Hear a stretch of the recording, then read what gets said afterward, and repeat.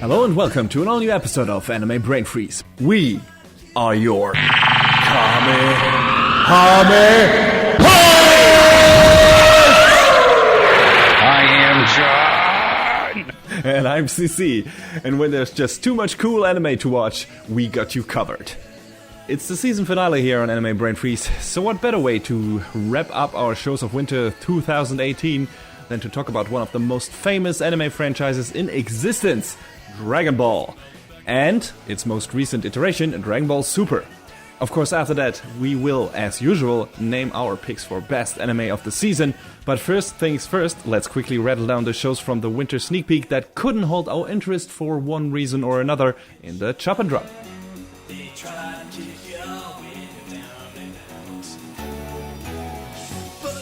So yeah, John, why don't you start with a show that you thought about picking up and then didn't stick with?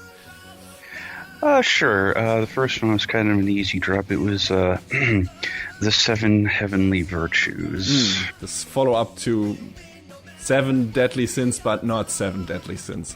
The Seven Mortal Sins. Ah, right. Yeah, it was just... Fan service is fine. This is fucking trash fire. Alright. And trash fires belong in the trash. Sounds like it had nothing else to offer except for fan service. No, it didn't. Like, I was like, oh, maybe they'll do something fun with this. Wow, this is really bad. Yeah. So no, it was a very quick turnaround, as I suspected it would be. Yeah. Sounds like the right choice there. The first show for me that I pretty much dropped immediately was Grancrest Senki, or Record of Grancrest War or something, which already in its first episode looked like a mildly interesting fantasy story. It was too by the numbers for me, and I didn't even go back to it after, the first episode, to be honest. And from what I heard, it didn't get better, and I haven't missed much. So, also I was choice there. I was kind of curious about it. I guess it's a game adaptation, right? Yeah. I was actually talking with a friend about this on Twitter the other day. They released the demo of the game, and I asked her, the videos made it look interesting. How was it? And she ran it down pretty quick that it was like a very, very, very overly complicated Musou game. And it's like, because it wants to be a Musou game, it wants to be a strategy RPG, it wants to be like this base management thing, and it's like, Jesus fucking Christ, you gotta pick one thing and go with it. Well, you don't have to, but you have to be good at all things to make it work. It's like we say about a lot of the shows we talk about, you need to have at least a main focus. Yes. Sounds like the game does not. Alright, that's a shame. Another show you dropped. Toji no Miko, Katana Maidens, I think was the localized name. I remember that name. It sounded cool, like, sword girls fighting. It's boring. It's boring, and I got lost in a lot of the terminology they were throwing out. It's like this pseudo-religious stuff. I'm pretty sure it is actually rooted in Japanese religion and all that, but I was like, what the hell are you saying? And I think I got 2 episodes in, and I was like, okay, it looks all right. The character designs are fine. The action's but I couldn't stay interested, so I just shelved it. It was also one of those shows, the one that gets rushed out because our mobile game is coming out. Get interested. Much of that going around these days. Mm-hmm. So, another show I dropped, but that we already talked about, was Hakata Tonkotsu Ramens. You reviewed that, and I briefly detailed why but I didn't stuck with the show. It wasn't necessarily the show's fault. It wasn't just what I was looking for at that moment, so... Sure. Another show that we haven't talked about yet, why I dropped it, was the Junji Ito collection, but it was pretty apparent from its first episode why I dropped it. It was an incredibly misguided, janky, not funny, not scary adaptation of an apparently great manga material. So, the first episode was such a turn off for me that I immediately dropped it. After that, if I want to get into Ito's work at some point, I'm going to do that via the original manga material, because that seems to be the right choice in this case. I had heard that from a lot of other people who tried to watch too. I want to say, was it Jeff Thu or Arcada did a video about it, and they basically said all the same thing. Yeah. Very, very disappointing showing from Studio Dean, and step-by-step introduction to how to not adapt source material. And I'll show you that didn't make the cut for you. The last one on my list was Ms. Koizumi Loves Ramen, which started off, cute and silly, and it turned out to be a one-note show through the first 3 or 4 episodes. There was, I forget exactly how it was described by this one guy I follow on Twitter, like a show about a girl who loves ramen, and there's a girl who likes this girl, and it's just the same joke over and over, and it's like, how can you stretch this out for 20 minutes, 13 weeks in a row and expect me to stay interested? I'm sorry. It looks nice, it looks cute, it's got an infectious as hell intro theme and intro sequence, but if that's your only hook, no. You would think it would be a bit more filling. Oh, I'm sorry. What do you got next? I got a couple of more shorts that I didn't stick with. First one being After the Rain. Sweet and surprisingly unicky love story about a young girl and an older man. The first 2 episodes were fun and looked great, but, that's just not the kind of story that will hold my interest for too long, even if it has good characters. If that is your jam, go for it. I've heard a lot of good things about it. It's, just not for me. Not my kind of show. The next one is Pop Team Epic. I also detailed my reasons for not dealing with that in your review of that show. But a lot of people liked it. So, that's just... It didn't gel with me, I guess. So, but yeah. If you want something really different, I think it sounds like you should check it out. You just don't get it, man. Yeah, exactly. My sentiments, exactly. I didn't get it. I feel like it's one of those shows. I don't remember if I said this during the review, but I feel like it's meant to be experienced, not understood. Yeah, I guess. And I had a very weird experience with it, so there you go. Mm-hmm. Next 2 shows, actually, because they're kind of the same genre in a way, are Hakame and Mikochi and How to Keep a Mummy, which is fluffy slice of life, feel-good shows with cute characters. But slice of life has always only had a very slim chance of holding my interest.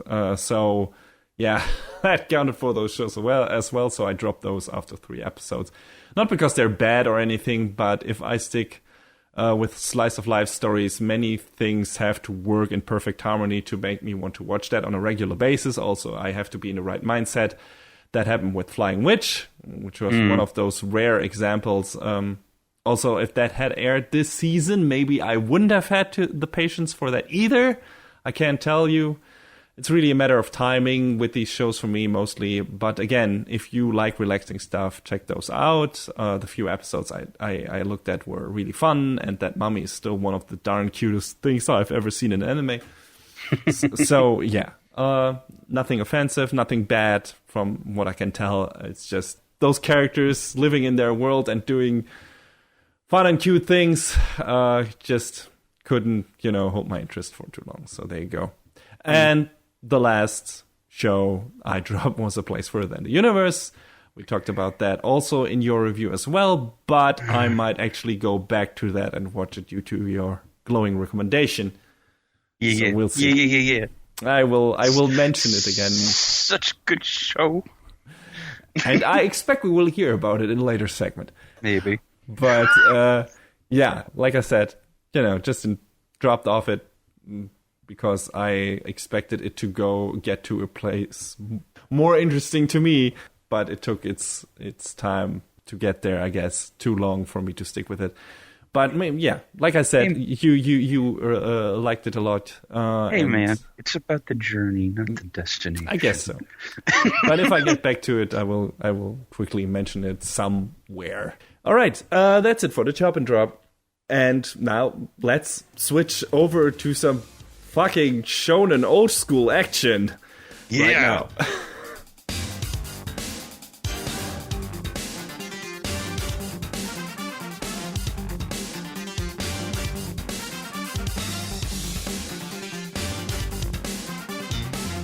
Alright, it's Dragon Ball time, everyone. And if you have no idea what Dragon Ball is, you must be new to anime or the planet Earth. Yeah, so for the uninitiated, here is the shortest recap I could come up with for one of the longest running anime series out there, and longest anime series, period.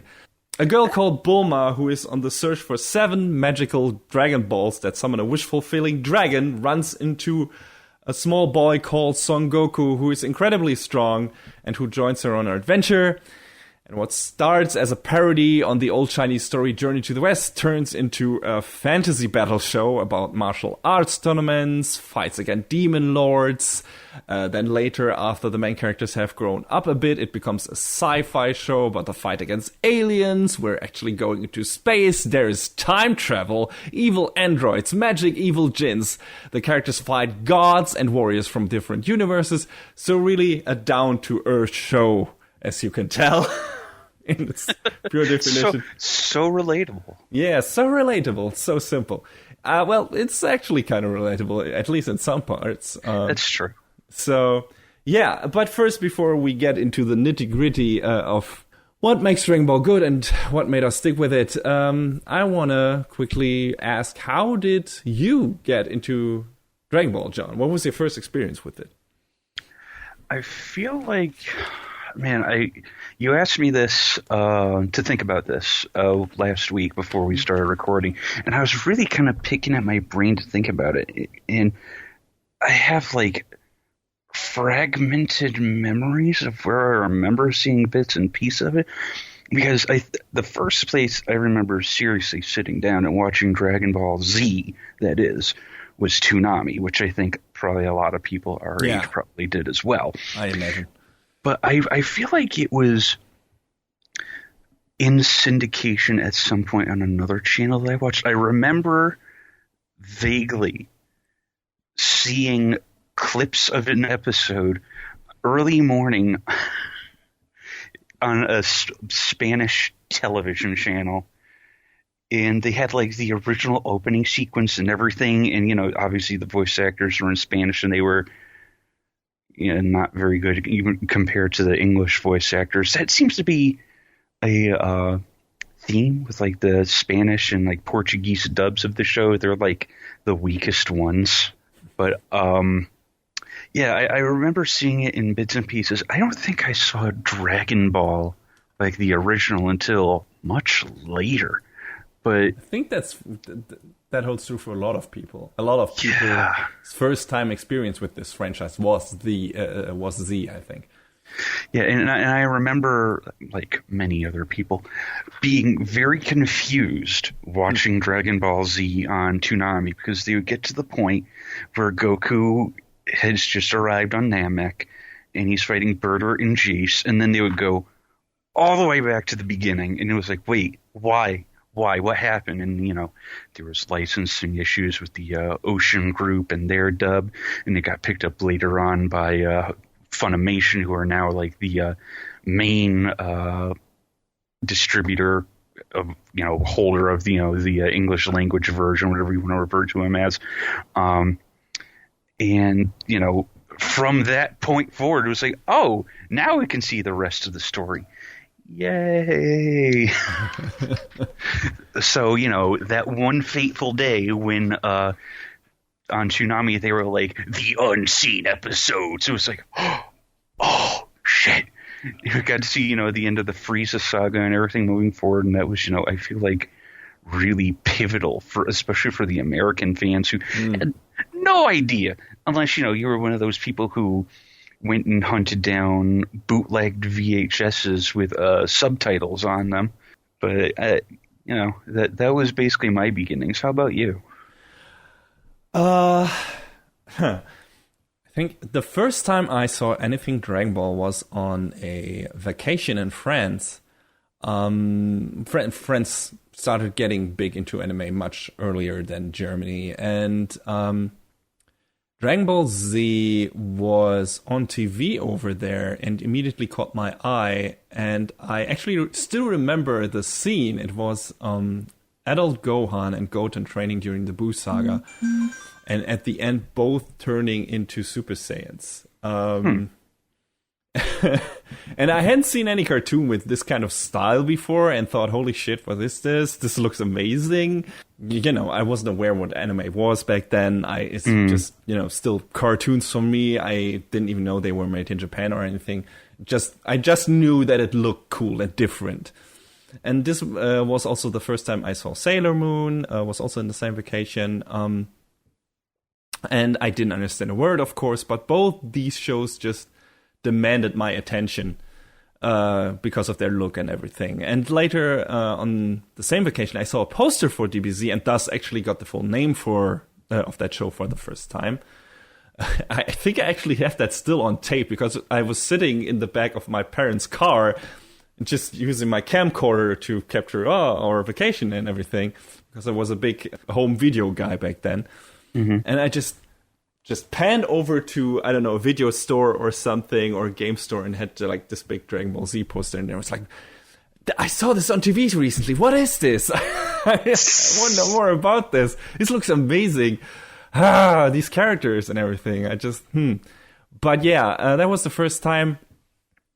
And it took me quite a while to actually experience Dragon Ball like properly, and that was when the original manga came out over here, translated to German. And I read that. And back at that time, I was already aware of what anime and manga is. I'd seen some shows on TV and everything, which I was then aware that they were anime. But yeah, the manga came out over here and I read it. And I loved it. I thought it was amazing and just gulped it down. I think the last two volumes weren't out over here then. And I was just like, shit, where do I get this? And I looked at them and a friend of mine bought the last two volumes in Japanese. And we looked at them because we didn't know what was going on. But, still, it was super interesting and everything. So yeah, I read the manga and then I watched the first show after school when it came out over here. It aired in the afternoon in the cartoon, children's block, whatever, with a lot of other shows. And in a German dub that was really atrocious in the beginning. I guess it had that in common with American dubs in that kind of time.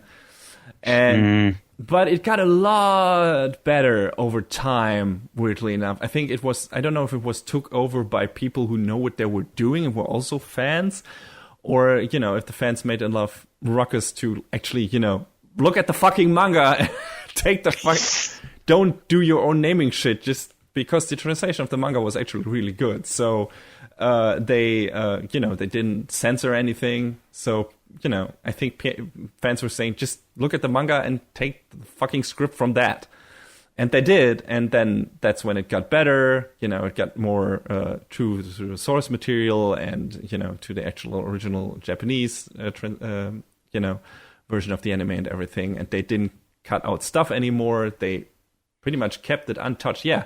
The violence was still in there. The little raunchy bits they kept in there from the original show. So yeah, it got a lot better. And yeah, Dragon Ball and all of its constituency have had so many different dubs. I think there was at one point in English language dub where they completely renamed all the characters. Goku's name was Zero or something, and it was what? It must have been a short-lived thing. I'm pretty sure it was. And I mean, if you want to be really technical about it, the Ocean Group dub is not, a U.S. group. That is a Canadian dub through and through. So, but I'm curious about something. In The original run that you watched, did they keep the original music? Yes. It was the original music. They did not do that in the original, American runs of the show. I don't know who did the music in the Ocean Group version, but the Funimation version was composed by a guy named Bruce Falconer. Mm-hmm. Rock the Dragon, right? I don't think he wrote that song. I think that was someone else. But yes, Rock the Dragon was... Rock the Dragon is an awful, terrible song, but I love it. Well, I said they kept the original music, but I was talking about the soundtrack of the show. Yeah, no, that's what I mean. Because the opening, they did their... it's, the own German opening for the show, which was atrocious. It was horrible. It was just this really bad fucking, I don't know, trance techno song that didn't fit the show at all. And when I later actually heard the real opening for the first time, or when I watched it on DVD, that was a lot better. So, yeah. I mean, there were DVD sets later on where they had, 3 goddamn audio tracks.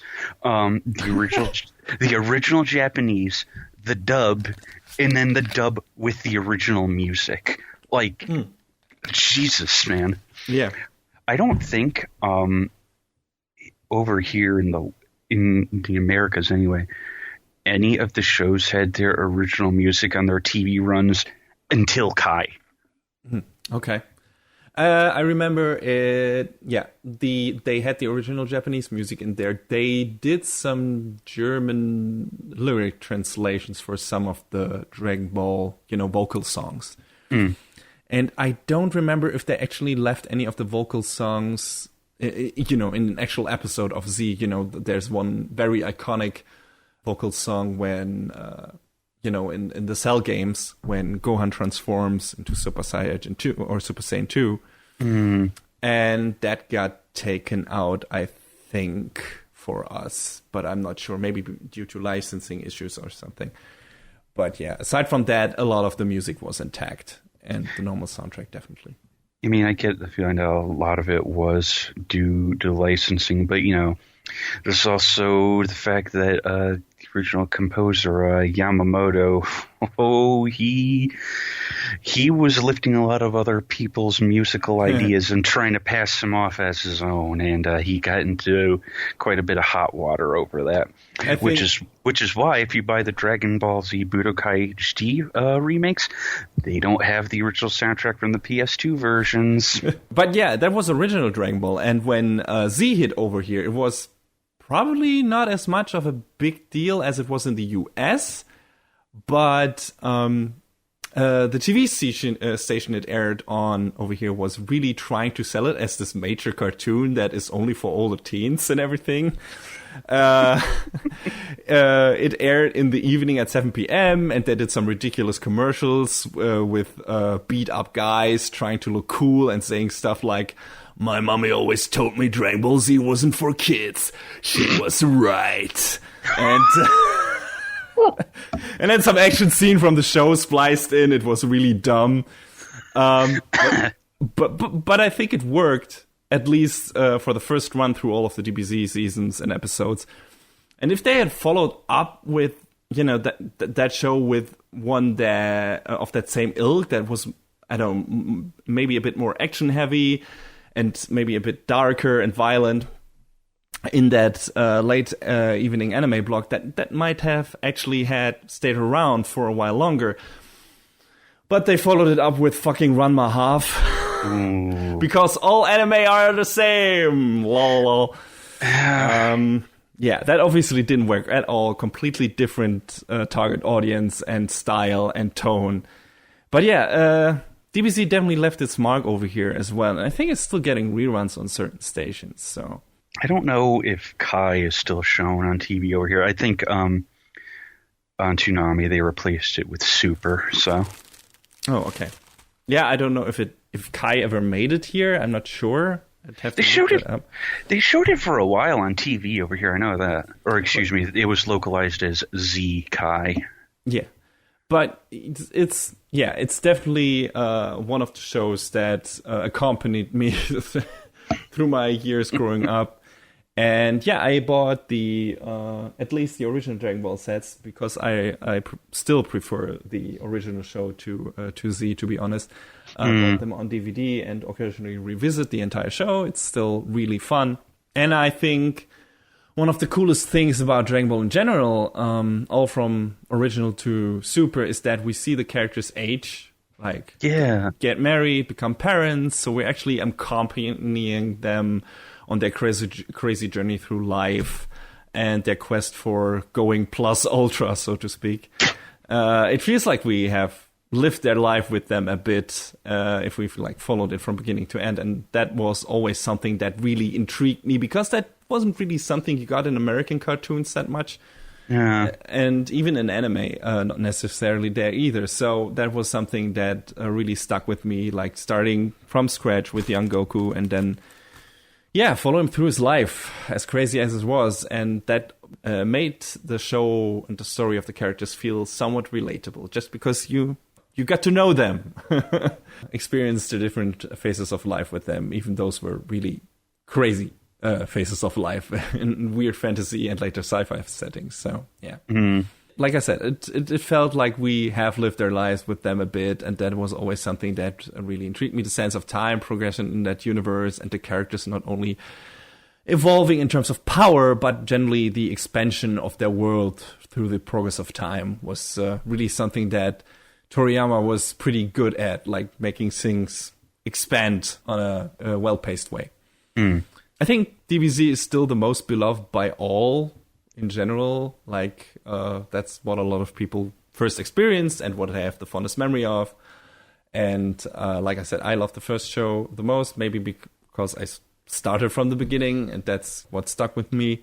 And I still think it has the best balance of comedy and serious, cool storylines. I think DBZ, we got a bit too much into the serious stuff, at least if you skip the filler and everything.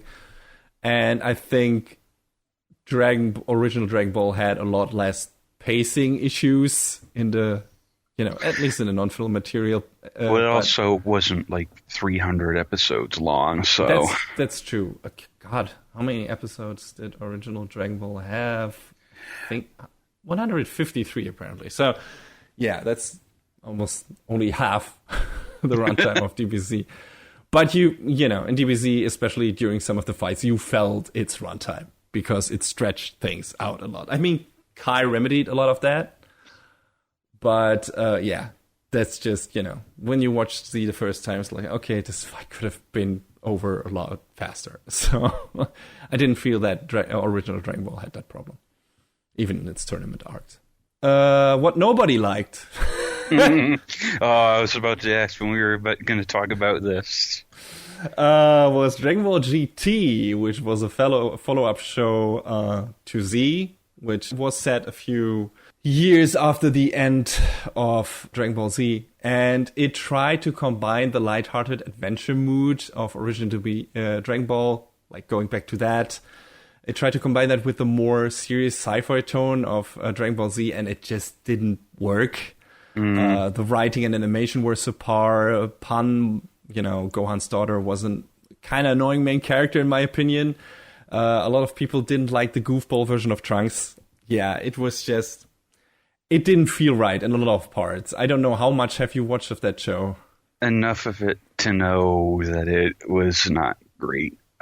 Yeah. I mean, I think there are parts about it that are all right, like the fights with Super Android 17 and Omega Shenron. Those are cool. I didn't even get to those, actually. All of the lead up to that was, Toriyama had nothing to do with GT, so that's kind of why the show feels like fan fiction. It really does. Yeah, and not necessarily well done fan fiction. Yeah. I mean, Super could be considered fan fiction in some parts too, but at least Toriyama had some input on that. So, it shows, I guess.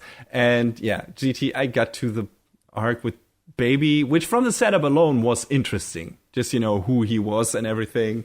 From one of the Sufurians, or whatever they're called in English, Sufurijins, which were, the race that inhabited planet Vegeta before it was called Planet Vegeta, I guess, together with the Saiyajins, and then was like pretty much eradicated by them. So that was just a cool thing to bring up from Z. But I think they were called Tuffles in the dub. Okay, all right. Which, all right, sure. Yeah. But that, from setup interesting, but he was not an interesting villain, and there was just the animation and the fights, and nothing in that show really worked that well. So I can understand why people didn't like it. Yeah, aside from that, we got a bunch of movies for Dragon Ball Z and games. Oh, so many games. Oh my god. A lot of mixed bags. Some good, some great, like for example, the most recently released Dragon Ball FighterZ. A lot of total shit. Like Infinite World. Oh my god. Yeah. But that also counts for the movies. There's some bad eggs in there. But it gave us Broly, one of the dumbest, most 90s edgelord characters out there. He's so damn cool. So cool. I don't know. I guess in that time period, that character spoke to a lot of dumb teens. I think I found him cool the first time I saw him too. Hey man, his power is maximum. Yeah, definitely. A meme that will never die. Never. But yeah, there were some good movies in there. I liked The Revenge of Cooler, kind of. I thought that was a fun short movie, and I think the last two movies were really, really good, or enjoyable at least. Fusion Reborn and Dragon Fist Explosion. Those were fun.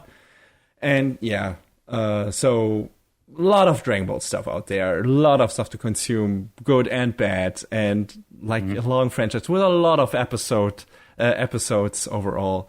And yeah, I mean, the original show, at least in Japan, aired in the late 80s, 86 to 89, and then Dragon Ball Z like ran to the mid 90s, and I think my first experience with Dragon Ball was already like bordering on like the early odds, early 2000s, and that then sounds about right for me too. Yeah, so and then running through that for Dragon Ball Z and everything. Of course, it hasn't been so long for us for New Dragon Ball as it has been for the Japanese viewers, but it's been a while. So yeah. Well, I mean, because they have also had other media that we haven't, like a billion goddamn arcade games and all of the merch that that's constantly being sold. Merch is a thing that will never die in any in anime fandom in any form. So yeah. There's a constant reminder no matter what. And it's in part what keeps the series alive, right? I mean, the games kept it alive, the merchandise, figures and everything kept it alive and whatnot. And maybe that's the reason Dragon Ball's just stayed in the mindset, not only of anime fans, but, casual fans as well. Like, Dragon Ball was the go-to cartoon and the go-to anime for a lot of, for at least for one generation of fans. And, they kept it, in the mindset of at least our generation, and that's maybe the reason why it stuck and why it now got this new iteration. First in the form of two movies. What are they still called, Dragon Ball Z, or were they just called Dragon Ball? They weren't called Dragon Ball Super movies because Super came after the first those two. The movies they are still indeed Dragon Ball Z. That is how they are branded. So we got Dragon Ball Z Battle of the Gods, which started the story basically after the fight against Boo wrapped up from the original show. Not after the epilogue chapter, because that's set a few years in the future. Gohan's daughter Pan was already born and everything. But in between that, before Goku goes off and trains with fucking Boo's reincarnation. Oop. Basically, that's what happened. That's the first movie. It introduces a new set of characters and everything, and then we got a second movie shortly after that, quicker than we expected. Resurrection F, I think it was called, where the old nemesis Frieza returns in a golden, shiny new form, basically, and causes havoc again. And it's giant battle royale Palooza, I guess, of the characters fighting Frieza and his new fucking Frieza soldier force, whatever. And yeah, I liked those movies. I thought Battle of the Gods especially was really, really good. Was like a crystallization of all the best parts of Dragon Ball. We got the weird, wacky humor stuff with fucking Pilaf and the gang who were brought back from the original Dragon Ball, which I really, really appreciated and enjoyed. And but we also got kick-ass battles, and we got a new character called Beerus, who is probably my favorite character from this and Super. It's just fucking great addition. I love Beerus. And it's like this giant-ass cat, humanoid cat that likes to eat a lot and has his moods and it can be grumpy, but also really funny and entertaining and everything. He is a god of destruction. Apparently, every universe has one of those, as we later learn. And they're basically going around and, well, I don't know what their reasons usually are for destroying whole planets and everything, but they're kind of keeping the order in the universe is, I think, their job description. With eradicating, with deleting and destroying stuff that is not supposed to be there anymore. So that's Beerus' business, and he awakes to a vision of a particularly strong fighter, and of course that fighter is Goku, and that is kind of also the setup for the first arc of Dragon Ball Super, the series that came after those two movies, because the first two arcs of Dragon Ball Super recap those. Or, well, do an extended version, I guess, of those two movies.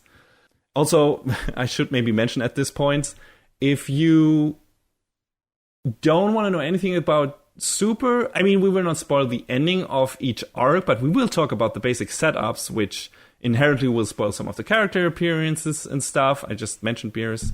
So, if you don't want to know anything about the show at all, you have been warned. So, yeah, but that's how Super basically starts. I'll give some catch-up episodes in the beginning to show us, hey, what have these characters been up to, blah, blah, blah. What has Vegeta been up to? What has Goku been up to? And then we, introduce Beerus and his teacher, something, Whis, who, first it seems like he's his assistant, who brings him food and everything, but there's more to Whis than that. And we learn that later. He's a very important character. And those two, learn about Goku, basically, and I don't remember quite why Beerus was initially trying. Was he trying to fight him? Was he interested in his power or something because he dreamed about it? I think that's what it was. Yeah, pretty much. Yeah. So, yeah, that's what happens. And then he got roped into fucking Bulma's birthday party, which has a lot of delicious food. And the craziness starts from there. And yeah, it's just... I only watched the movie. I haven't watched these two arcs that the movies do in the Super version. But from what I've heard, the movies are the superior version, just in terms of pacing, animation quality naturally, and setup in general. It just is a bit of a better experience in movie form, even though the Resurrection of F movie has some lengths, but I heard it's even more... of a drag in certain parts in the series. So I don't know, what did you think about the Super versions of this? Because you haven't watched the movies yet, John, so you can only speak from the Super versions of that. I really feel like these first two arcs just dragged on. You took, how long are the movies? Let's say an hour and a half, 2 hours at the most. And you turned it into 13, 14 episodes. And it's come on. Really? It just feels really tiresome. And, it's fine. The story's fine. But you sort of get to a point where you're looking at your watch and you're like, okay, all right. Next. Yeah, yeah, like I said, I liked in the movies, Resurrection of F took a bit too much of its sweet time to get to where it wanted to go, and the final fight was dragged out too much. But in general, it was fun. It was really enjoyable and looked really good. Really high production value on those Dragon Ball movies. And like I said, Battle of the Gods is fantastic all the way through. It's might be the best Dragon Ball movie I've seen ever. Just in general, it's peak Dragon Ball Z. I feel like such a piece of shit because there's so many of the movies that I haven't watched. Like, I think I watched the first three, the Bardock special, the Trunks special, and I mean, I've seen some of the other ones as Dragon Ball Z abridged versions, but that's fine too, I guess. But I haven't watched all 14? 14. And you don't need to. There's a lot of shit in there. Like, really. Like Bio Brawly. Yeah, nobody needs to see that. Even the second Broly movie is not good. I mean, it's shorter than the first one, so it's kind of more enjoyable. But, you know, he talks even less than in the first movie, and the first movie didn't look particularly good. And it's just, you know, I think there are some good movies. Like I said, Revenge of Cooler is pretty good. At least the first one I really liked. And BoJack is also a really good movie. And the last two ones. If you want to watch those, I guess watch those. Maybe Dead Zone 2. But yeah, Battle of the Gods, in my opinion, still probably the best out of the bunch in general, like of all the Dragon Ball Z movies. Yeah, but after that in Super, I think we get some filler episodes, or do we directly jump into the Golden Frieza saga? You basically go straight to Golden Frieza, yeah. Okay. Because that was my question. I haven't watched, like I said, I haven't watched those episodes, except for the first 3 episodes. I haven't watched that. The super versions of those arcs, because I was like, hey, I've watched the movies, why waste time on this, right? I mean, the movie versions are probably superior, and why watch this then? But have I missed any cool filler episodes? I think there was a baseball game or something that was rather fun. I think that was a little further on, but yeah, oh man, the baseball episode was pretty good. It was pretty good. It had Yamcha doing that pose, the meme that everyone loves. Yeah, I think that was part of the next arc after that. Okay. Like I said, the Golden Frieza arc is basically Frieza being brought back from the dead. Again, yeah, basically trying to take over, destroy Goku, take over Earth, destroying Goku. Or is he trying to find the Dragon Balls? I don't remember. But yeah, it all comes down to Goku and Vegeta fighting Frieza in the end, and there's some shenanigans happening which I won't go into because for the sake of spoilers. I mean, there's not too much to spoil in Dragon Ball in general because it's never a super deep story, but there's still some neat I don't know, fight developments and character bits here and there that you wouldn't want to have spoiled. So yeah, I mean that's also 27 episodes out of the show's 131 episode run. That's 1/5. That's 1/5 of the show is recap. And I gotta be frank, those first 27 episodes don't look particularly good. I mean, no. I think they were cleaned up on the Blu-rays, but if you watch the TV versions, whew.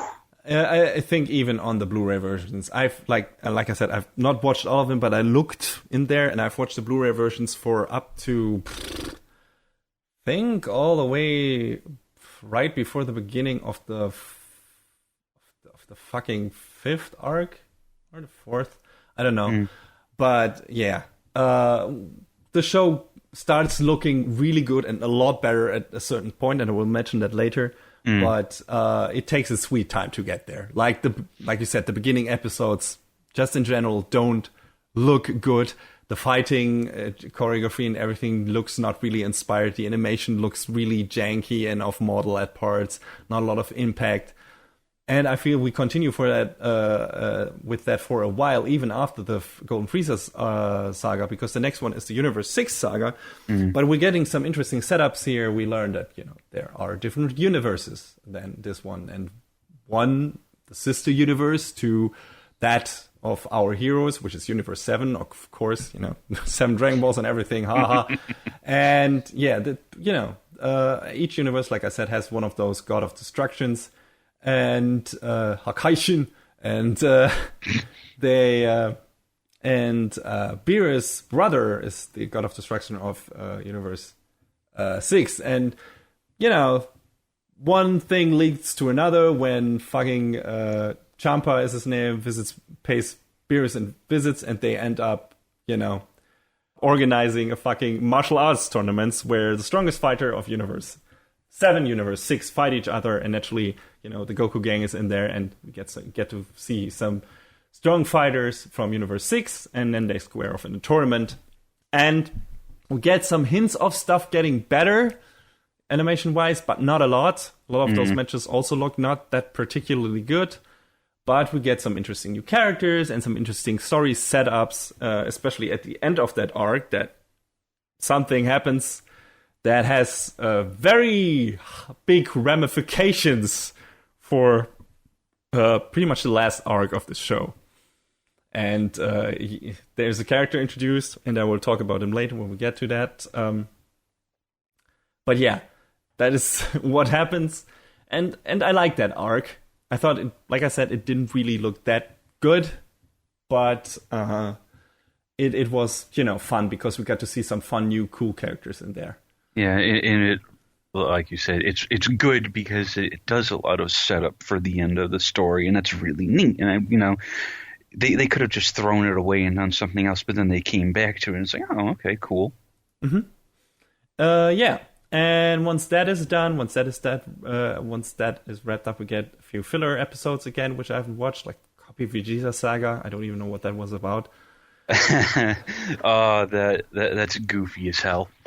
Okay. There's basically Monaka, who's one of the characters who gets invited to the exhibition from the previous arc, the Universe 6 arc. He basically works as, intergalactic delivery guy, whatever. Goten and Trunks, being the stupid little shits they are, sneak into the back of his delivery truck and end up on another planet way far away. And there's just like, there are these aliens there who are trying to take over the planet.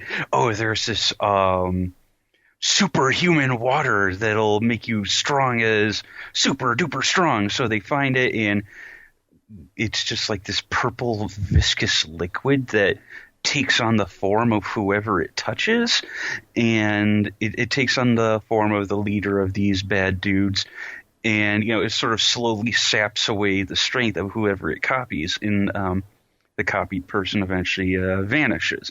So when it's found out that, hey, where are Trunks and Goten? Vegeta finds his way over there, and he gets copied, and there's a copy Vegeta fight, and of course, Goku has to come in to save the day. But Vegeta is like, don't get beaten by Kakarot. Kakarot, what are you doing? Don't get beaten by this weak ass copy. He's like going both ways. He can't decide who he wants to root for because he's so conflicted. They did something really fun with the dub, though, because Vegeta in the Funimation dub is voiced by Chris Sabat, who's done like a million different voices in Dragon Ball. He's also Yamcha. He's also Piccolo. He's also, you pick a name out of a hat, it's probably him. But they brought back Vegeta's voice actor from the Ocean Group dub, Ryan Drummond, to play copy Vegeta, and that was really... I was like, that's so smart! It's so good! That's fan service. Done right. It really is. Like, they put a clip of it on Twitter, on the Funimation Twitter. I was like, oh, that's really good! So yeah, it's like... It's 5 episodes. It's nothing. It's dumb, but it's fun for what it is. So cool. But then after that, we get back to the real shit. Yeah, just in general, I haven't checked out a lot of the filler episodes. One we'll get to later, but in between, a few here and there, if I was in the mood for it, I thought some of those actually gave us some insight into some of the characters, how are they behaving now, right? I always appreciated to see Piccolo becoming basically a granddad and fussing about Gohan's daughter. Like, that was really heartwarming. It's like, goddamn, he is his real dad, or at least his second dad. I mean, Gohan has 2 dads. That's how it is. Yeah. Yeah. So and it feels like Piccolo spent much more time with Pan than Goku did. So there you go. But we'll talk later about how some of the characters evolved during the course of all of Dragon Ball. But yeah, like you said, we get into the real shit after this small tangent with the Copy Vegeta saga, because we get into the Future Trunks saga, who we already had known Future Trunks from the Cell saga in Dragon Ball Z, who comes as a future version of Trunks, Vegeta-san, coming from the future where everyone is dead, everything is destroyed by some androids, and he goes back in time to stop all this from happening. And, he manages to change things, but not for his own timeline, really, because, as soon as he goes back, timelines split up and everything. So, his future was kind of fucked, but he got strong enough by fighting in the past to actually kill the androids by himself, if I remember correctly. So there's some hope. But then a new foe appears in the future, a very familiar looking foe. And he has to go back in time again to find help to battle this future foe. And what did you think about this new Future Trunks arc in general? I thought it was pretty cool. I thought the justification for the villain was kind of dumb, flimsy. Yeah. Yeah, I really didn't like that. I really didn't like the villain of this. I expected much more from this, from the villain of this arc. I remember us talking before you watched this, and you're like, "Oh, I hope it's not a case of brr, brr, brr, brr, brr," and I had to clamp my mouth shut. I was like, "Oh no!" Well, I mean, because you hit it right on the nose before you fucking watched it. Yeah, I feared as much. I mean, Dragon Ball never had the deepest villains. Most of them were just, either out for power or world domination or, beating the strongest, being the strongest, Yeah. But I feel like this arc made way too much of a big deal to get into the motivation of this character. And the motivation of this character sucks. Yeah. Like, it doesn't even make really any sense. It's just, he's just a shitty character. And it's like, okay, and there are no surprises, and it's all pretty obvious from the start, and they take so much time to get to the point of this character, and it's like, yeah, we get it, but at the same time, I think this can't be it, right? I mean, there's still some twist to this. No, there isn't. That's just what he is, how he is. It isn't really properly explained. He's just an asshole, basically, and weird and dumb, and I really didn't like the villain of this arc. What I did like was that the animation got a lot better in this arc. Yeah, dude. This is really where I think no, this is not we got the new director I think after this episode. I don't have his name now, but series directors switched a bit during the first couple of episodes of the show, and again after this arc, but already this arc was where things are start to pick up. Not necessarily in terms of story, like I said. I mean, there's some good parts in this arc, but in general, the villain kind of sucks, just in terms of motivation and everything. But the fights in this arc are really good sometimes, and the animation really starts to pick up, and the staging and the action choreography, there's some really good fights in there. I really enjoyed some of the stuff, especially the later final fight, basically.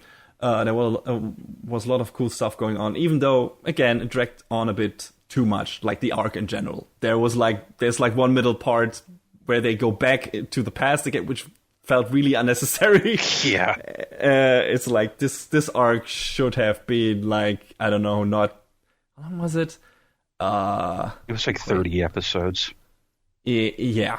Ish. Counting filler. Yeah, it should have been half the time of that, half that episode count. That would have been much better. It took way too much time. But, at the end, it makes up for that a bit by delivering some really good action set pieces that I enjoyed. And I was like, finally, this is what I came here for. I also came here for some of the fun character bits, but, I expected to see some good action. And so far, I hadn't really gotten that out of Super, ignoring the movies, which, of course, look fantastic. But, the first two arcs in Super itself, like the series version, were kind of lackluster, I guess, and Universe 6 wasn't still there yet. But just in terms of action and animation, the Future Trunks arc really got there at some point. The music also got better during that arc. Didn't really like it in the beginning, but, with this, it picked up and got more epic and shit and enjoyable and got more cool tunes in there. So, yeah, in general, very flawed arc, but had some really good parts, too, that I enjoyed. So, yeah. And then, after that wraps up, we get into the Universe Survival Saga, which is basically, the rest of the episodes of the show, which is a whooping 55 episodes. And it's basically a giant-ass tournament arc. It's also called the Tournament of Power, because that's the name of the tournament. And the setup for this is kind of a spoiler considering the end of the Universe 6 arc, so just as a warning here, but in terms of character, because at the end of that arc, a new character is introduced called, Zeno-sama, or the Supreme King of Everything. I don't know what the English translation was, but who basically is like this little shitty Star Child kid.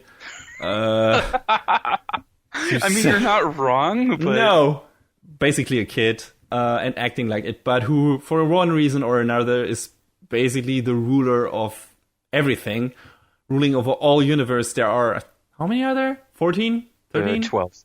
12, all right.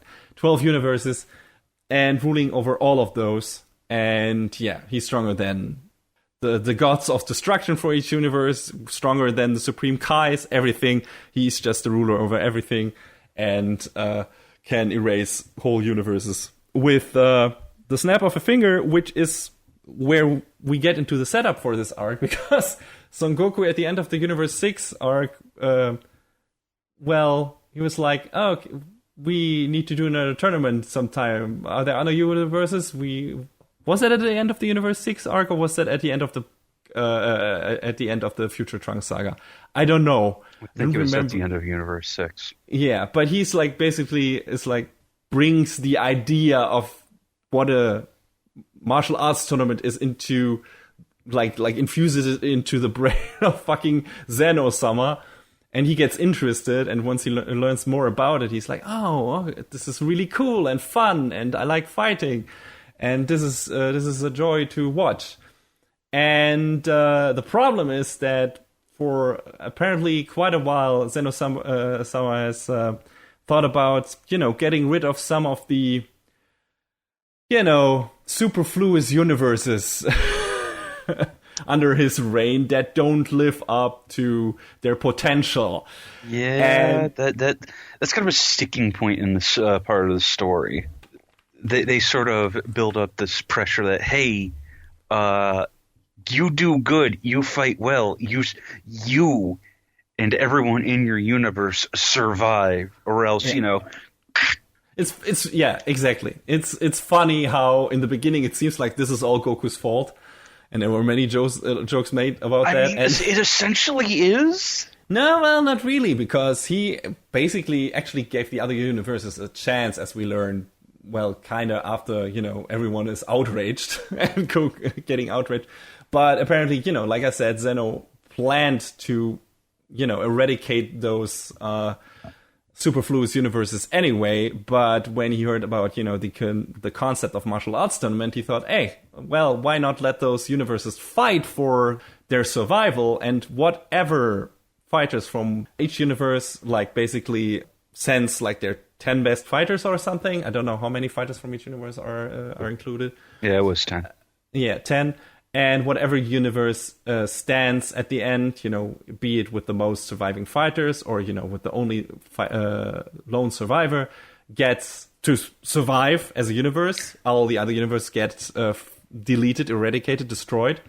And also gets the Super Dragon Balls, which is this, new universe-size version of fucking Dragon Balls, who are, as big as planets and you can grant any wish without limitations in the universe. So that's basically the setup for this arc. This arc also sort of sees the return of something from Dragon Ball Z, and I believe it is worth dubbing it Dragon Ball Time, because the entirety of the universe survival arc is supposed to be, or the actual tournament itself is supposed to be about, 40 minutes. Mm-hmm. And it's stretched across how many episodes? 55. Though, Planet Namek will explode in 5 minutes. Do you know what a minute is? By the end, though, you can really count 1 minute per episode. Yeah, it's like at the end of episode, this many minutes are left, and you hear, oh yeah, that's how many episodes are left. It's like, okay, it all adds up. So yeah, that's fun. But yeah, this is where the show really, really, really gets super fun, in my opinion. I think the Tournament of Power is a universe survival saga is a great arc. I mean, it still has its flaws, naturally. That's Dragon Ball for you, or Dragon Ball Z in this, or Dragon Ball Super in this case. There are some fights in here that are not as good as others, of course. Some characters that are not as interesting as others. But there's so much fun and cool stuff in there. So many, callbacks to even old Dragon Ball stuff. Like, you have one of the characters. There's a bit of spoiler in terms of what the character roster is for the Universe 7 people. There's this one scene leading up to this arc where it's about recruitment and everything. Mm. And Muten Roshi, the old guy who trained Goku and Krillin and a lot of other people, trains at Karen's tower, that tower that Goku has to climb in the original series to get, new form of training and everything. And Roshi says that he made it once there, and he's one of the only people who made it up there or something. And him training there, I thought oh yeah, that makes total sense. Of course, he would go there to train. And it's that was this great little callback to the original show that I really enjoyed. And the Super is actually full with that. I was really glad to see how often Super put little pieces of fan service for people who knew the original show in there. Oh yeah, this show hits. I think it goes without saying that this show hits on all of the right nostalgic notes, pretty much constantly, and it's great. Super on many levels achieved what GT tried to do, but couldn't by having both the original Dragon Ball and DBZ cake and eat them both. There's a lot of levity in there and comedic bits, but there's also, your die-hard action and everything. I think, it also mixed that really well. You get the more comedic arc in the beginning with, or kind of comedy-based arc in the beginning with the God of Destruction, because that is more comedy or original Dragon Ball inspired. Then you get this very serious arc with the resurrection of Frieza. Then it gets a bit more fun again with Universe 6, then the Future Trunks arc, where things get serious again, and then we get to Universe Survival Saga, which has kind of a dark undertone because it's about the destruction of fucking whole universes and all the people living in it. But there's also a lot of, fun parts and levity and lightheartedness and in-jokes and reference humor and stuff like that, and references to the older shows. So that's basically a perfect blend of all the different facets of Dragon Ball and Dragon Ball Z. So I really appreciated that. And I liked this arc a lot. I thought the animation got really good during this. Even the lesser fights on a general animation level, they looked at least good. I can't say I remember any of the fights that looked bad, or definitely not as bad as the stuff that was bad in the beginning of the show. And at worst, it looked like maybe a bit of model, but always competent. This arc was definitely the most consistent out of all of them. And it reached a lot of new heights. There are a lot of battles in this arc that look fantastic. Where when you wouldn't believe that if you've watched One Piece for a while in recent years. But when Toei actually spends some money on a show and goes all out, it looks good. Yeah. Toei can do some good work, not only, in movies, but also in fucking TV shows. And some of those fights in this, in the back half of Dragon Ball Super look downright amazing. Especially the very final fight. It looks fantastic. Like the staging, the camera perspectives, the fucking zooming around, character animation going everywhere, the fucking special effects, the action projectiles flying everywhere, the fucking fighting choreography, everything looks amazing. It's so dynamic. Yeah, super fast, super high impact, everything. And what I really, really liked about this arc was all the fucking potentials and setups for tag team battles that we got in there. I love tag battles in action shows, like when two or multiple characters work together to fight a particularly strong foes or multiple foes. And you don't really get that much in shown anime. I feel like the one-on-one battles are more common. And if, several characters square off against like one strong character, you often have it like, okay, now it's that character's time for a while, and now it's that character's time for a while. But you rarely see like, all the characters like going together, different moves, like throwing at the guy, and then helping each other out, like combining their attacks, like, tagging in, tagging out one side to the other side, and, stuff like that. And I love that. I think that brings so much more dynamic to the fights, and Super did that a lot. And, all the different character combinations that you maybe always wanted to see are in there. Like, there's a lot of cool character combinations. I was like, I always wanted to see if those two characters were working together and fighting together, fighting someone together. And yeah, that's gonna happen. That's happening in this arc, and I really like that. Like that was kind of, I didn't expect that to happen, but I was really glad that it did. It's like, tech battles are fun. I think it's going back to One Piece again. There's a particular arc that I don't really like, which is Thriller Bark arc, which is like this weird attempt at horror themes, which is interesting and everything. But I just felt the villain wasn't interesting. And that arc fell flat for me, except for the very final battle, because that has some of the best tag team action I've ever seen in anime ever, where all of the fucking Straw Hats work together to fight that big bad, and it looks amazing. And Dragon Ball Super does not as big in terms of scale, because you got usually only like two characters working together, sometimes three. But when they do, and again, especially some of the fights, especially the later fights, whoa! It's a sight to behold. It's really entertaining. And if you love action shit, you will be pleased. Like, I can guarantee you that. It's good stuff. The music, again, also gets better. I imagine that you also liked the action in that arc as well. Oh, definitely. I think my only misgiving about it, and I feel like it's kind of a minor gripe in comparison. Obviously, they're going to focus most on Universe 7 because they're the characters that we know the most about. But I want to see some fighting between the other universes too, you know?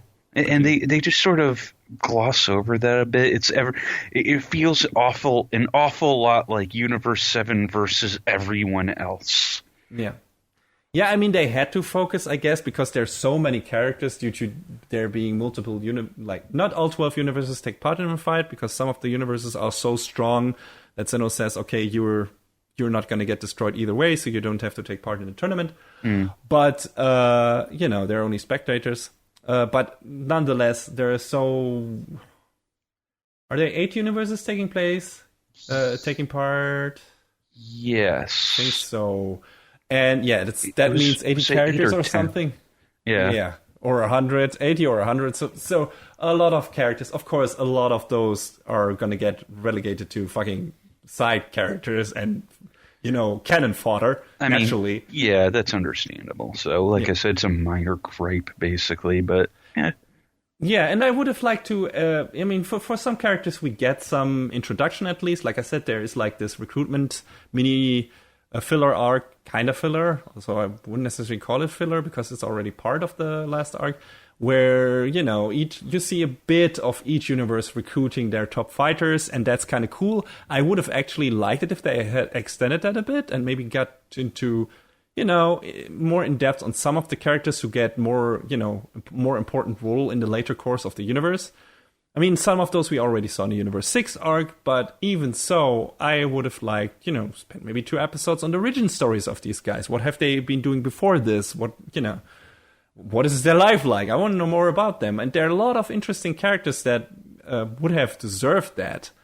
And especially, like, I mean, we learn enough, I guess, about the final, basically, the final character or the final opponent that Goku or the gang square off in the very end to understand his motivation, but I would have liked to see some of his past with the other characters from his universe. So yeah, I mean, they sort of paint that character up as not very interesting, though.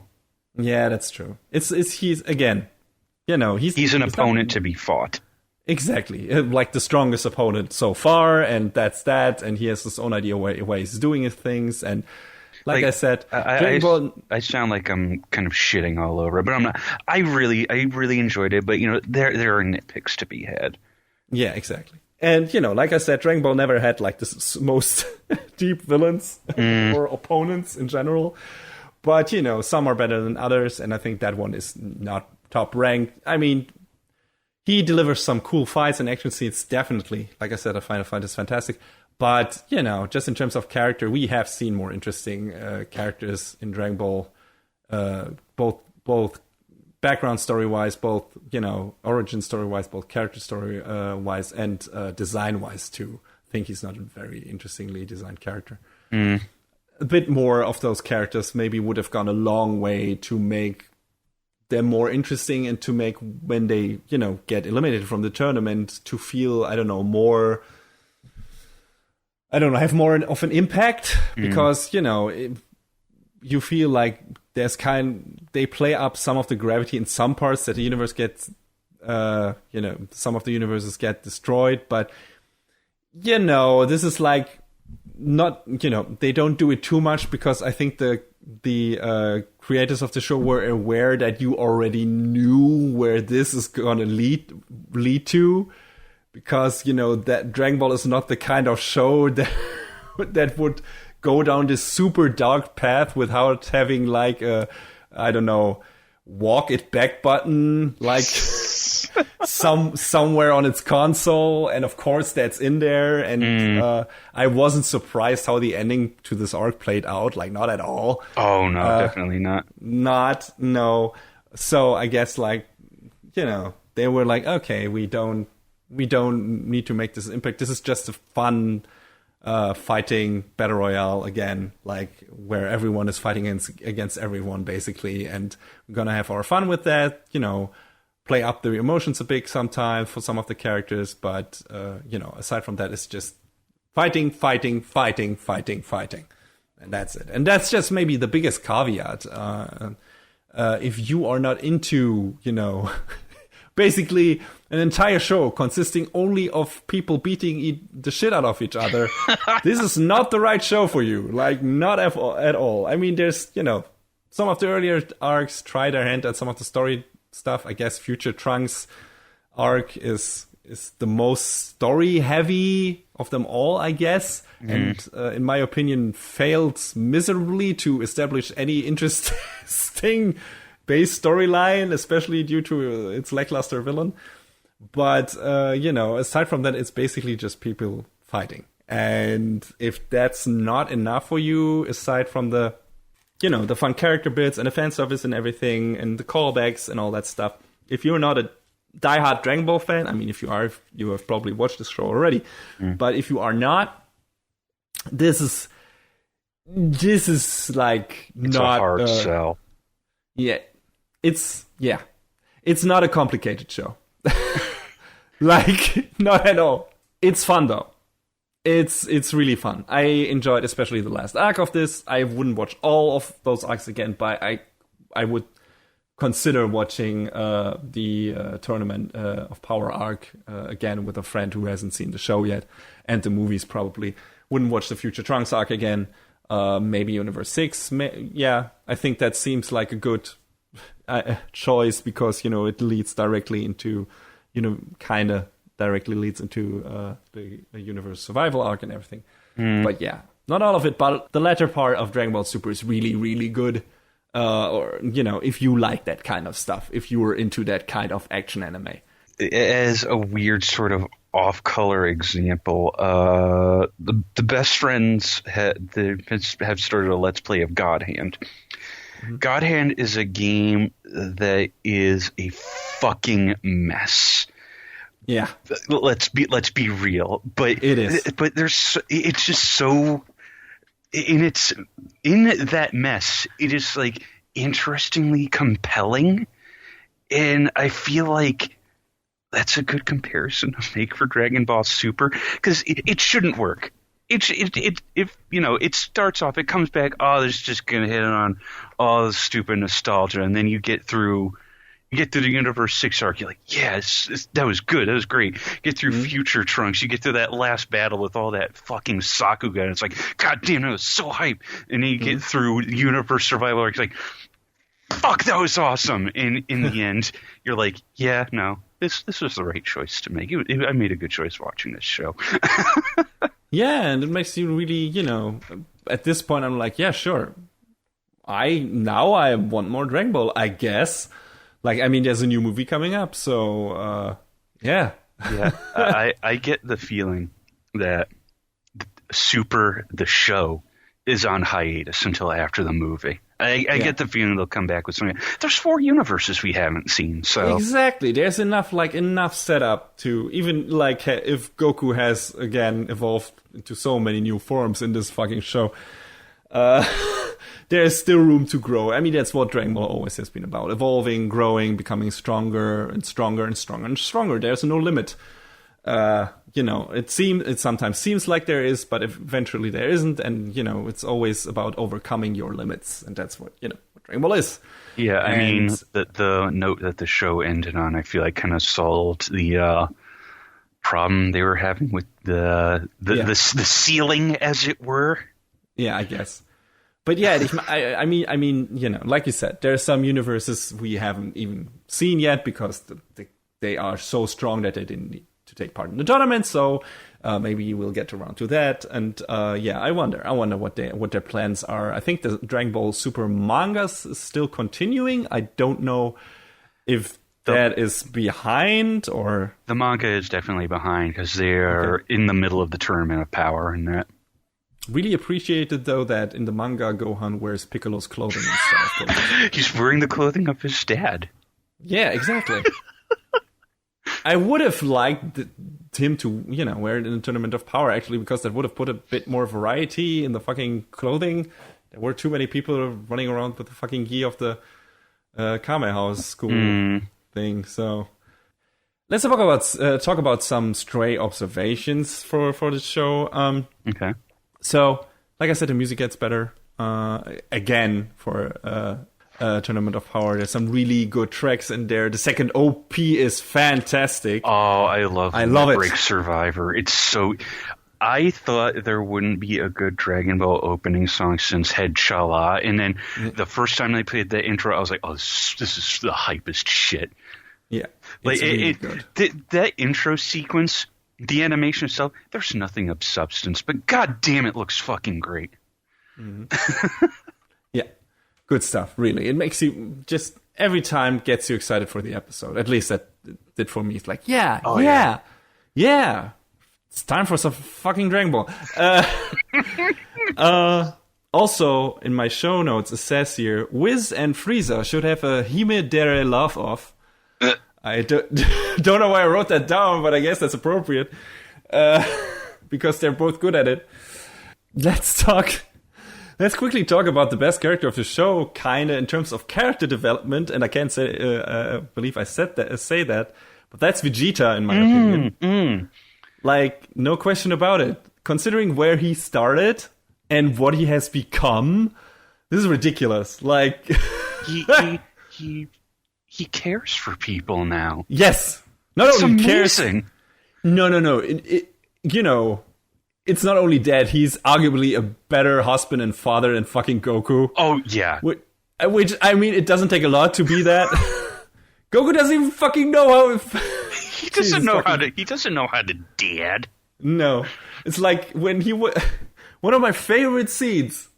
I mean, Vegeta starts as... we all know... Well, people who watch Dragon Ball know Vegeta starts as like this really strong villain. Then he becomes kind of a reluctant team member of Team Goku because he doesn't really have anywhere else to go, and he wants to beat Goku one day and be stronger, or Kakarot, because that's what he always calls him, because it's his Saiyan name. And and then he has some heel turn again in the Buu saga because he can't deal with becoming a family man, basically, and not being the prince he was destined to be and the strongest fighter and everything, and, tries to, turn his back on that. And then he has his final turning around when he realizes that all that stuff actually means something to him. And he wants to protect it and everything. And yeah, from that big turn where, he still kind of an asshole, dick in certain ways, but in others he's become, a much more reliable guy and everything. And that's where they go, where they're going from Super and evolve that. And it's amazing. One of my favorite scenes, and I guess that's a spoiler if you don't know your Dragon Ball lore, but, when Bulma is pregnant with her second kid, Goku is like, hey, Vegeta, we need to train for the or you need to join the Tournament of Power, blah, blah, blah. And he's like, no, I can't. Bulma is going to have her child soon, and I need to be there. And Goku doesn't understand. He doesn't. He's like, what does that have to do with anything? God damn it, Goku. You wouldn't understand. You wouldn't know. You fucking idiot. You are the worst fucking piece of shit sometimes. He really is a carrot head. Yeah, he's the worst father and the worst husband ever. And that Vegeta cares more about his family than he does is saying a lot. Holy shit. No, but he really does. And, there are some parts in Super that really hammer that down. And all those parts are great. And I like them. And, give some really, emotional weight to those moments and that character. And it's great. That's, one of the things that I said about watching these characters over such a long span of time and episodes and then become something else. I think Vegeta is like the best example of that. Because he's had he had so many different phases of character development that slowly like progressed him and sent him towards a specific point. I'm not really convinced that they had that Toriyama had that ending point for him in his head, because I think a lot of things in original Dragon Ball Z were like improvised, like on the fly. So much so that he sometimes even forgot like different Saiyan forms and super moves. Yeah. A bit tough to handle so many different threats, I get. But, where that character ended up, I really liked, and I thought that was really well done. And I'm glad. I'm glad that's what they did with that character. And it counts for a lot of other characters as well. Like I said, Piccolo is also amazing. I always liked that character. And I do think it's interesting that, Dragon Ball is Goku's story, pretty much. And a little bit of Krillin and I guess Tenshin Han as well. Dragon Ball Z is not Goku's story. It's Vegeta, it's Gohan, it's Piccolo, it's everyone else that we wanted to see, development from. And Super is like the culmination of that, and I think that's great. I think that's fantastic. Yeah. That's good stuff. And it's always weird that Goku is the one who, is the one who delivers the final blow and everything, because, he's the strongest character, even though in terms of story, he's not the most important character, because he doesn't really evolve, like not at all. That's not the kind of character he is. He's basically only there to fight the strongest of the strongest, and, we leave the development to the other characters. At least after original Dragon Ball, I guess. But he's just a meathead, so... Yeah, he becomes stronger and stronger, that's it. But that's it. Like, aside from that, his character doesn't change. Like, he stays the same. but the other characters around him change, and that's cool. And also a thing about Super I like, which I mentioned before, they bring some of those older characters back and put them into the fray. And like, hey, these characters can actually still fight, and they, can have a part in this story. And I really appreciated that, because Dragon Ball Z had a problem with, sidelining all the old cool characters. Mm-hmm. And I felt like Super did a better job of bringing some of those characters back into the action. And, that's also part of, some of the fan service for older Dragon Ball fans like me. And I was glad that some characters from original Dragon Ball had, to play a more important part and stuff like that. So, yeah. Cool stuff. Still love how a certain character was sidelined super hard. Yeah. I mean, I guess he deserves it, so... Yeah, he did. Yeah, he was probably always kind of the worst character. Not really in the beginning of original Dragon Ball, like, not all the way through, but yeah, later. Yeah. Yeah, but, aside from the old characters, we also get a lot of cool new characters. Like I mentioned, Beerus is fantastic. I love him. And I thought also Jacko was a fantastic new addition. He's not that much in the main storylines of the show, I guess, except for Resurrection of F. He's like this character from another Toriyama manga, but he's super fun because he's kind of a shitbag, but not straightforward. And I don't know, just I like his character. He's really fun. Just the way he's portrayed and everything. And I would watch a series with only him as the main character. He's basically only ever out to make himself look good. Yeah, but, failed spectacularly at that. Oh, every time. But the fun thing is he is competent. Like, he can fight. He's strong. Like, he's he's actually, when it comes to policing and everything, space policing, he can do his job when he wants to. But at the same time, he also fucks a lot of things up because, he either doesn't care or he doesn't pay attention or whatever. So, yeah, that's fun. I like him. And also, we get introduced to Bulma's sister and everything. There are a lot of new cool characters in this show. Oh, yeah. We even talked about her earlier, and I forgot about Tights again. Yeah. I mean, she doesn't appear that often, but, it's nice. Like I said, Dragon Ball has always been good at expanding the universe and introducing, new characters and new context for other characters and everything and new interactions. And Super did the same thing, even on a grander scale in the later part of the show, because there's so many new characters. Like I said, not all important, but some of them are. And, we get some definitely some interesting ones in there too.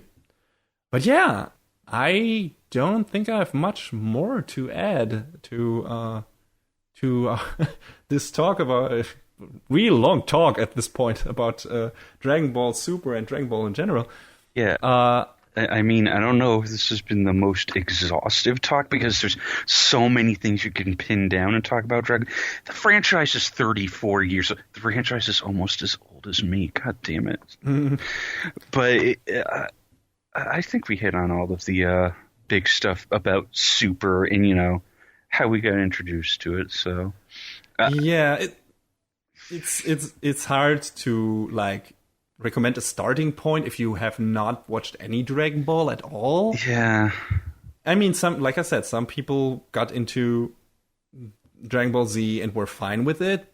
I would say if you can you get your hands on DVD sets, or I don't know if original Dragon Ball is streaming somewhere.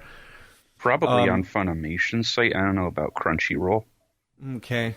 Yeah, well, not over here anyway, because Crunchyroll Germany is a piece of shit. Sorry, guys. I know it's not your fault, because a lot of the licenses lie with one of the last DVD release vestiges of this country. And I guess they also own the streaming rights, but don't have a streaming site. So, yeah, we don't get a lot of shows that Crunchyroll US gets. So. Just get if it doesn't stream anywhere, if you can't get your hold on the streaming site, the DVD sets or maybe in Blu-ray sets. And I don't know if there's Blu-rays of the original Dragon Ball. I don't know either. There's for Z. Yeah, there's for Z and for Kai, definitely. Kai, yeah, and I feel like, I mean, start with the original show. I mean, it's a lot of episodes. Like, Dragon Ball, just all of it. If you count fucking original, if you call Z even in the Kai version, which is slimmed down a lot, but and then Super, that's a lot of anime. So if you want to start at the beginning, you got a lot of a lot of episodes ahead of you. But it's still the best choice because, like I said, one of the main attractions, interesting parts of Dragon Ball is like watching those characters it's a spectacle. Age. Yeah, it's a spectacle. And growing up with them, that's true. These characters growing up, and you like watching them progress through their life, and become different people and everything. And if you don't have the context for some of that older stuff, for some of the older stuff, that might not resonate as well. So I don't know. But in general, like the first Dragon Ball is more on the comedic side in the beginning, and goes only more serious later, and is more fantasy based. And Dragon Ball Z is a bit more dark, a bit more, even more action focused than the first show, and is more sci-fi based in certain parts. A lot of space stuff and time travel and shit like that. And Super is a mix of everything.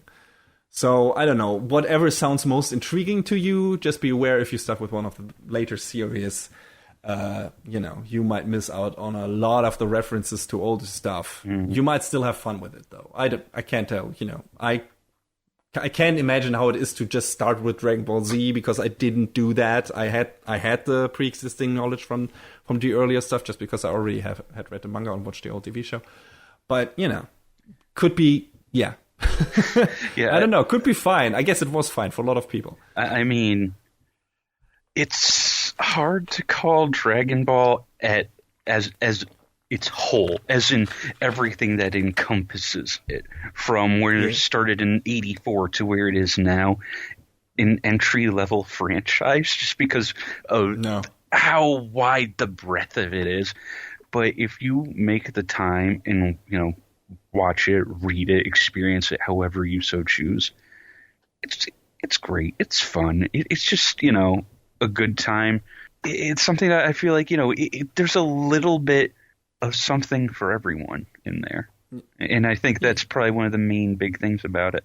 Yeah, and that's probably why it's stayed with so many people for so long. It's not just blind nostalgia. I mean, I'm listening to a podcast right now, All Systems Goku, which is like two people from the Giant Bomb website. This one. Jeff Gersman and Dan Reichert, who have basically watched barely any anime, if at all. But after Dragon Ball FighterZ came out and they liked that game, they decided to start watching Dragon Ball Z, just, for shits and giggles, and comment on it. And they're having a blast.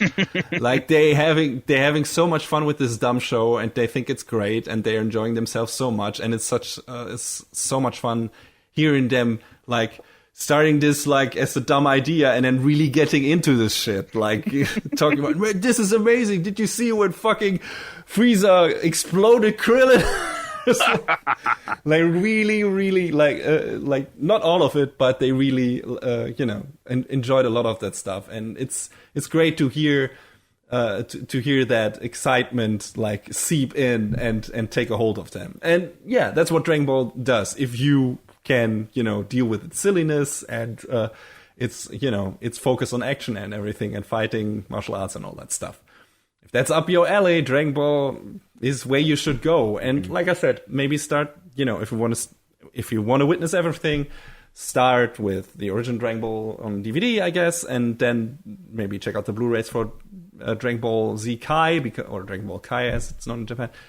But that's a more slimmed down version that is closer to the manga than original Dragon Ball Z was. And then get into Super, which is definitely available for streaming. And yeah, if you want to, but if you have watched those old shows and are still thinking about picking up Super, I would recommend watch the two movies, Battle of the Gods and Resurrection F, and then start the show with the Universe 6 tournament arc. Yeah, I agree.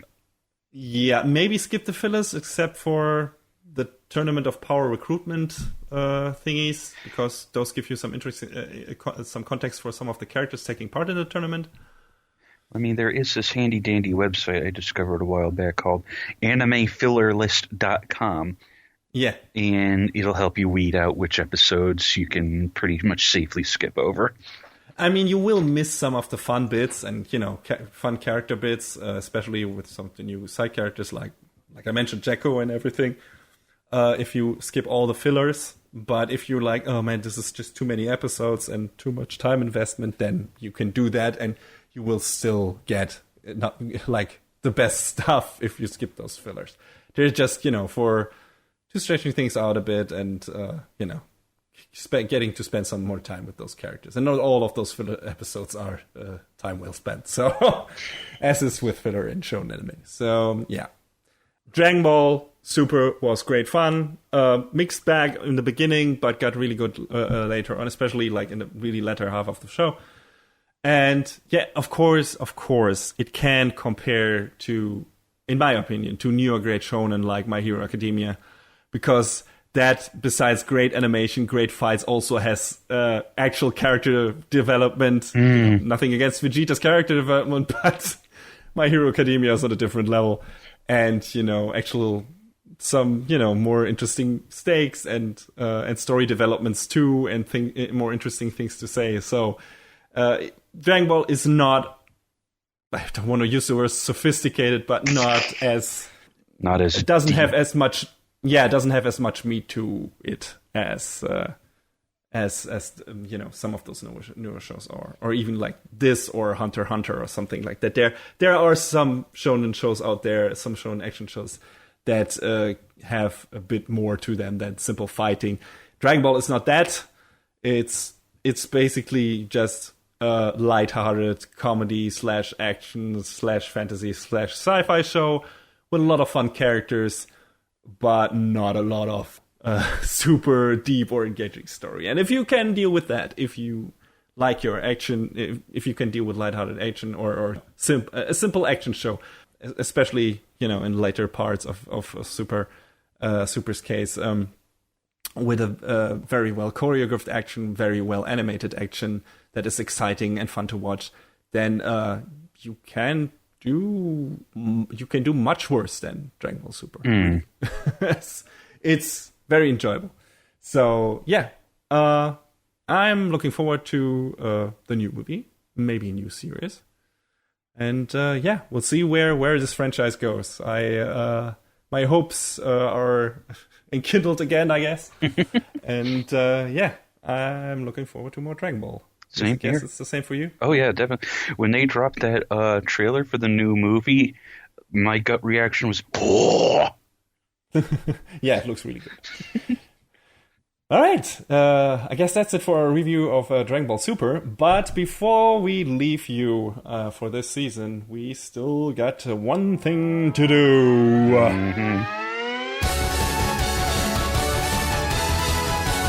Best of the season! So yeah, it's time to pick the best of this season of anime. So winter season 2018. All right, for me it was an easy pick this season, but what about you, John? What did you pick as your best anime? I mean, there's a clear winner, but I feel like there was also a clear runner-up. Yeah, and I bet I know what those two shows are. I mean, obviously both shows are Pop Team Epic. No. As much as I love Pop Team Epic for how non-conventional it was, I don't think it's going to reach the top of my list. I feel like the runner-up is probably Violet Evergarden. All right. Because, obviously we talked about it a few weeks ago in that it was very poignant, very emotional, very beautiful. So, but I think it was eked out just a little bit by A Place Further Than the Universe. I'm so surprised. Shocking everyone in the room. But yeah, it was just so well written, so well animated, and I just it's so, I don't know how to adequately describe it now after talking about it pretty exhaustively and not going into, the big major spoiler that caused me to lose my fucking mind. But yeah, it was definitely big emotions. Yes, it was definitely an early contender for show of the season for me. Yeah, it sounded like it, so I'm not surprised, but that enforces my decision to actually check this show out when I get to it. So, yeah. How about you? Yeah, for me, like I said, very easy pick for me this season, which is the first show we reviewed this season, and that is Ancient Maker's Bride. I love the characters, I love the mythology and world building in that show, music, design, animation. Everything was great and up my alley. I loved how it used its characters to tell us all about the little facets and different aspects of certain types of relationships. Yeah, I thought this was fantastic. Just really hit the right buttons for me, what I was looking for in a fantasy show. And yeah, it's really, really cool and took me on a really fantastical trip. And I can't wait for another season. It's really good stuff, and I would recommend it to anyone, like really anyone, to watch it. Give the show a chance if you haven't checked it out yet. It's really, really good stuff. I loved it. Mm-hmm. So yeah, can't wait for more. All right.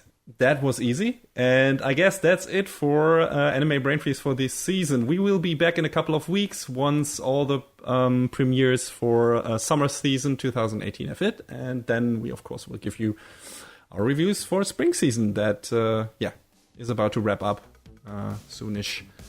Have a great time. Until then, we'll see you soon. Mm-hmm.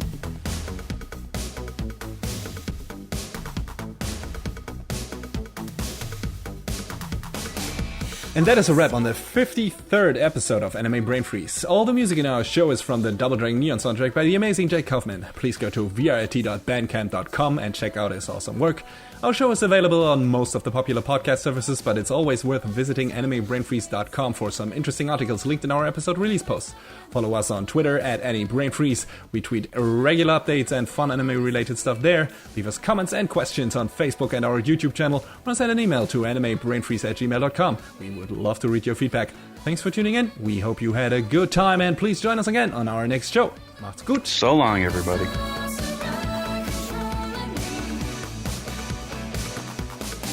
Next time on Anime Brain Freeze. Life as a Yakuza tough.